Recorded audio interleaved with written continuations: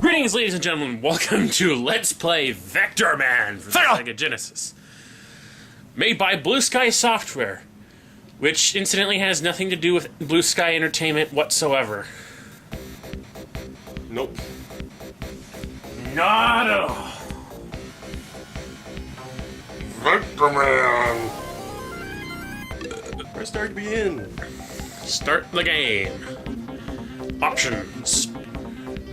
Trademark, blah blah blah. 1995. 1995. Ugh, those were the days when I was a child. It is 2049, and Earth City's forest and ice caps are foul with toxic sludge. Humanity has escaped to the stars, leaving mechanical Orbots to clean up. One powerful Orbot, Raster, oversees the cleanup through a planet-wide combat. Tragedy strikes when in error, attendants connected a salvaged nuclear bomb to Raster's master control circuits. Warhead is born, and he stands for tyranny, hatred, and oppression. By Warhead's decree, Earth is forged into an instrument of death for the returning humans. Vectorman lands his space barge after delivering a load of sludge into the sun. Unhindered by evil mind control, he will not rest until Warhead is defeated and the Earth again. Teleport! Level 1. And you know, this doesn't sound like any movie I've ever seen before. Nope. Not at all. Then again, this guy has guns. So, okay, so all of these things are all of them just Orbots? Pretty much. Why would anyone make a rock-shaped Orbot? I don't know. What the hell? I mean, obviously Vectorman was That was designed weird. because he can form many various shapes with his orbs, and well, he can put himself back together when he explodes. Yeah, the orb design is very modular, and I think You that's... know, orbs roll. Yeah, they roll. They're good for stuff like all sorts of circular Probably stuff. like transport him in separate pieces. Yeah. And the whole planet is inhabited by these Orbots who are cleaning stuff up. Why on earth are ones shaped like rocks, I don't know. Why on earth are there ones shaped like mosquitoes? Bugs. What am I doing? What's going on here? I'm standing on thin air. Lots of invisible platforms, or And you know, for a sledge-covered planet, this place looks not half bad. I mean, the clouds are going by real fast. I mean that. Well, there's a lot of movies where I could actually make a lot of movies where the Earth is supposed to be a barren wasteland, and then you actually see it and it's like, oh, it's not that bad, I guess. Oh, this global Drill! Drill! Drill!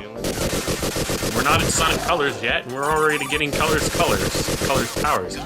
Actually, thinking about it, this is probably where something like that might have come from. What? Maybe I'm just thinking too far into things, but you know, the colors, the powers they get, the orb power-ups. Yeah, I'm just... Go on. Hey, but you know... what's it? Yeah. One up. And you know, another thing about Vectorman is it's actually kinda, sorta, if you didn't know any better, a real hard fucking game. I think I've only ever completed it once before this. Well, one legitimate playthrough. Look at this, like, big, large area to play in. Even But one of the things is that, unlike in Vectorman 2, there's certain... In the first Vectorman, only certain power-ups are affected by the multipliers. In the second one, all sorts of power-ups are affected by multipliers. So, if I had a multiplier and I was getting one of these, which is the additional health bonus, like if I had a 5 times multiplier, I would get 5 extra orbs. For some reason, it doesn't do that in the first Vectorman, even if I did have a multiplier. So he can also turn into a micro. It's a grenade. What? It looks like a bomb. I'm just saying. It's a grenade. It looked. A very old grenade. Didn't look like a grenade. It's just that's all. A very old grenade. Okay. Fuck these things. And yes, I brought Vic in for this LP because, I don't really know why, because I've never really played. I hadn't even partially played through the first Vector Man. The second Vector Man I played through a little bit, but you know. oh, that's alright. At least you have some exposure to Vector Man. With that in mind, let me tell you another thing that's annoying about the first Vector Man compared to the second. These things, these television screens, you have to shoot them. In the second one, the power sacks you could just jump into and they would burst open. First boss, Sludge Barge. I also like the power. You know, it's probably just... I should get this out of the way. I like Vector Man 2 a lot more than the first one. Is there a reason why anyone wouldn't? You'd be surprised. Open up a can of worms there, aren't I?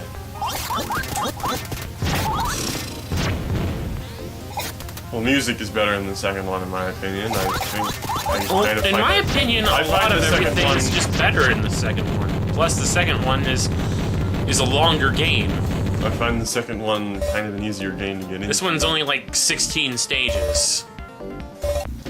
I don't really like this. Well, let me just put it this way. Some of the stage designs are just so. This is one of the reasons I don't like the first one. This shit right here. There's a lot of this. Very short-lived gimmick levels where you're fighting Warhead. This one, I can only say, just shoot. I can't even make sense of what's going on.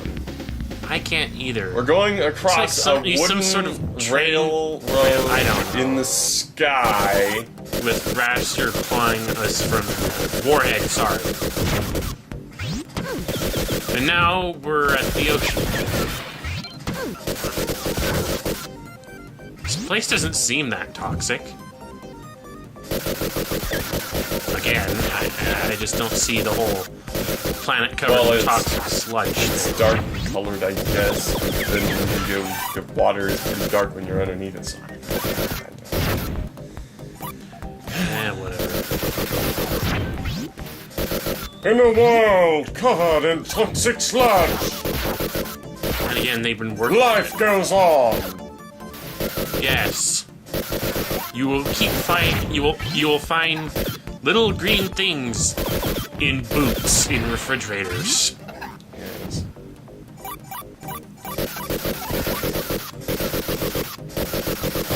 Die. Nature finds a way. Blah blah blah. Yeah. Yes, indeed. But then there are just, you know, stupid things like attaching nuclear missiles to someone's control circuits. Duh, we misplaced his head. Oh, this nuclear missile will work instead. It doesn't look like a grenade. How would you even hold it? You're not supposed to hold it. It's supposed to explode. Fish morph. Totally looks like a fish. And is totally useless, honestly. Well, you move a teeny bit faster for a while. Well, this is just... Yeah, Indeed. Idling isn't exactly the best thing in this game. No. It wasn't that much better in the second game, but at least in the second game he also used his orbs as a yo-yo. Well, it's not exactly right. I mean, I'm talking about the fact that it's timed. Yeah, I know. That's one of the more annoying aspects about Vector Man.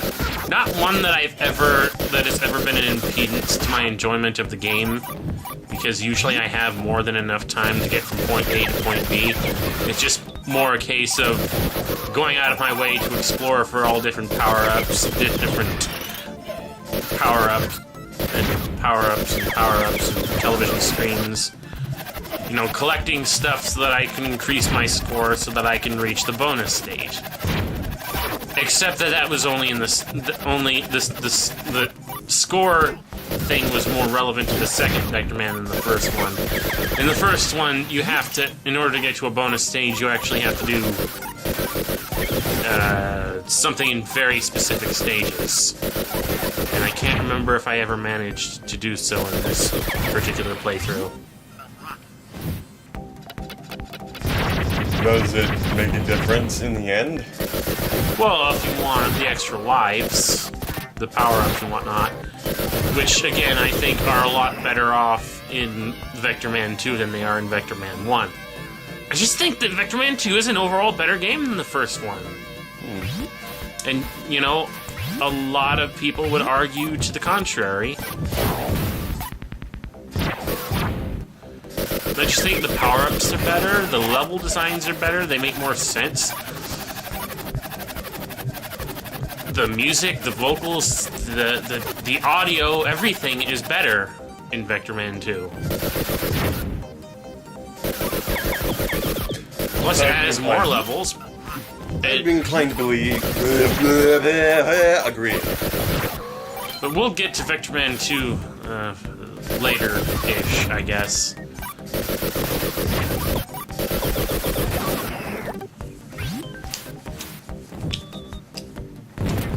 Not much to talk Bombs! about. Do you think you would ever... Did you think a remake or sequel game to Vector Man could ever possibly be made today? How about that one? No. Me neither.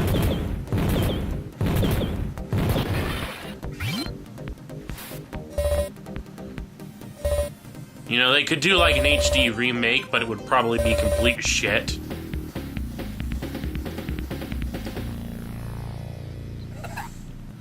If they made a sequel to it, it probably would be about... No, they probably wouldn't ever make a sequel of it. I don't think Vector Man is one of those games that, as good as it was, could actually make a comeback. Yeah.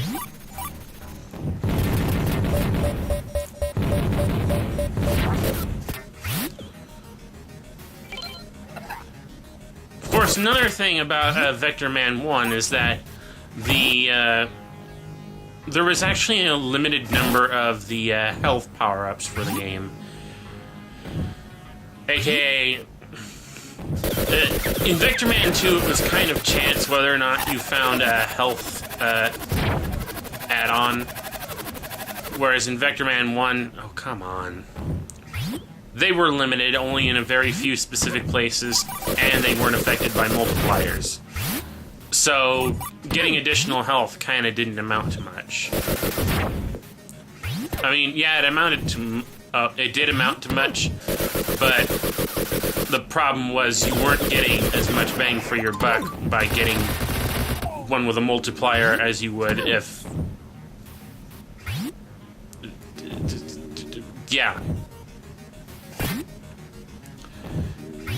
I mean, it is luck-based in Vector Man 2 whether or not you're going to get one of those things in the first place, but I always found it more satisfying where if I happen to come across one in Vector Man 2, and I happen to have a multiplier of 10 or so at the time, and then my health would just increase dramatically.